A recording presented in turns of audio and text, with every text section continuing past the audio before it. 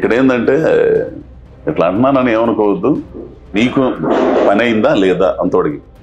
నిన్ను ఈ రోజున ఎంతో గొప్పగా అసలు పిలిపించి కారు పంపించి తెప్పించి చేసింది నిన్ను బాగా నీకు క్యార్వాన్ ఇచ్చి అన్ని చేసి పెట్టి ఇన్ని చేసి చేర్చుకున్నాడు. గొప్పని రేపు ఏదన్నా నీకు అందక రోడ్డు మీద తిరిగి వెళ్తుంటే నిన్ను ఎవడైతే పిలిచాడో డ్రైవర్ ఏమండి నిన్న మనం ఆర్టిస్ట్ అండి అలా మేడం అని ఇట్లా వెళ్తున్నారండి అంటే పానీరు పాప పరే మనం ఆడ ఆపమంటున్నాం మనం ఆడకించుకోవాలి. ఇక్కడ అవసరాలు తగ్గట్టు నీకు నాకు ఏందని తోడికి. కానీ కొన్ని ఉంటాయి, కొంతమంది మనుషులు ఉంటారు.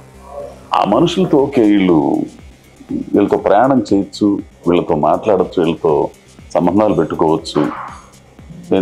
దీనివల్ల ఉపయోగం ఉంది. నా వ్యక్తిగత ఉపయోగం కంటే సినిమాకి ఉపయోగం ఉంటుంది.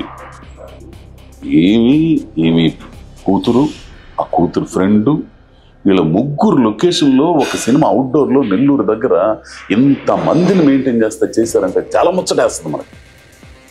ఆ పిల్లలు భోజనాల దగ్గర కానీ ఆ ప్లేట్లు కానీ ఎన్ని తీసుకోవడం అంటే ప్రేమించాలండి. ముందర సినిమాని ప్రేమించాలి, వర్క్ని ప్రేమించాలి, అంటే పనిని ప్రేమించాలి. అన్ని మాట్లాడాలంటే పనిని దైవంగా చూడాలి. నీకు సెంటిమెంట్లు దైవం మీద ఎన్ని నమ్మకాలు ఉంటే అదే దైవం. నీ పని నువ్వు చేయవయ్యా,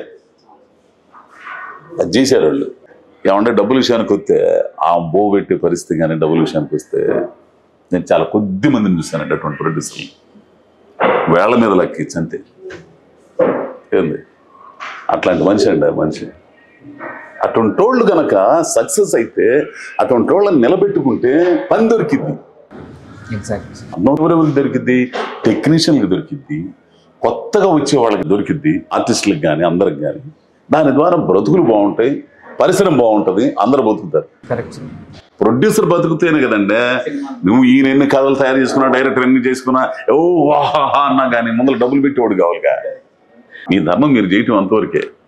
మీరు ఏదనుకున్నారో అది చేయండి. నేను ఇంతగా వచ్చి ఇక్కడ కూర్చొని మాట్లాడడానికి కూడా కారణం అదే.